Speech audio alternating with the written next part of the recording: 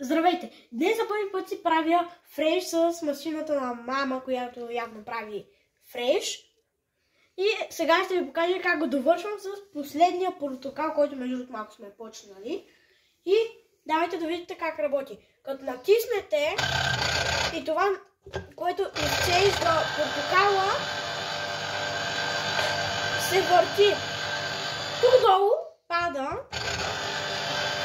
и се сипва отдолу и после тук през каната го сипвате в чашата.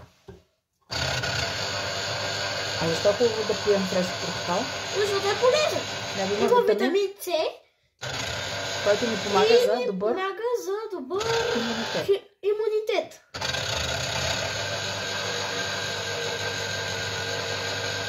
Маля, почти си напълно на средата.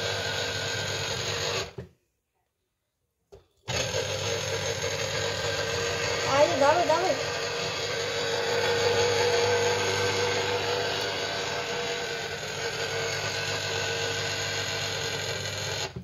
И сме готови.